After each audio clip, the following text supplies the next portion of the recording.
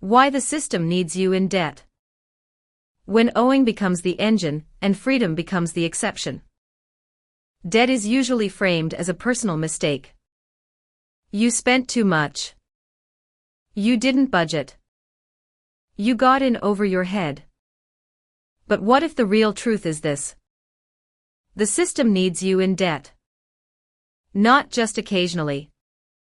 Not as an accident. But on purpose. Because when citizens are in debt, they work harder, complain less, buy more, stay obedient, avoid risk. Debt doesn't just fund your purchases. It funds control. 1.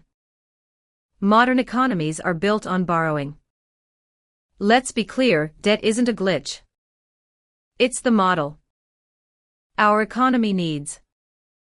People taking out loans, buying homes on mortgages, paying tuition with credit, starting businesses on borrowed capital.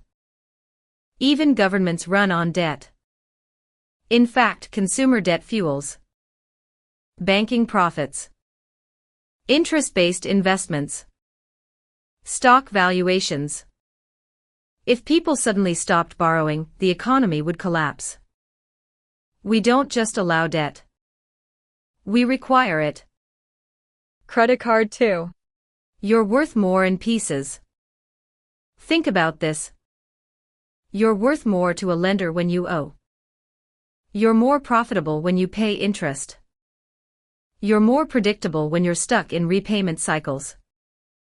You become a monthly revenue stream, a spreadsheet entry, a risk profile. To the system, your worth is not based on your wisdom, but on your willingness to stay in the loop. 3. The illusion of choice. Yes, you choose to go into debt. But the choices look like this. Don't go to school versus take out $40,000 in loans. Stay sick versus borrow $10,000 for treatment. Live in your car versus finance rent on credit. That's not choice. That's coercion with receipts.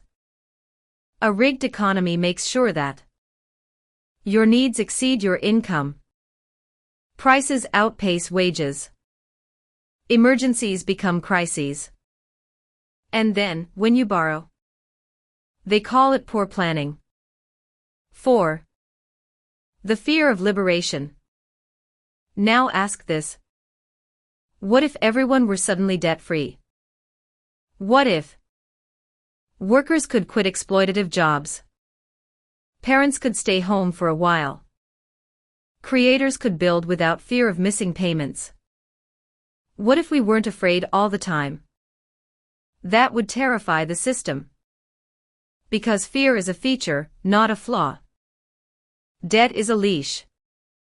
Forgiveness is a revolution. 5. We can build another way. We can imagine tuition-free education, universal healthcare, living wages, housing security, financial systems that support instead of trap. But first, we have to name the truth. Debt isn't your fault. It's not just a number. It's a system that survives by keeping you underwater. You weren't irresponsible. You were targeted. And now you get to ask. What kind of economy do you want to build? Final thought. A world that needs you in debt doesn't want you free. But your worth isn't based on a balance sheet. It's based on your breath, your care, your courage. And when we begin designing systems that value those things, we might finally break the cycle. Chapter 14. A New Moral Economy.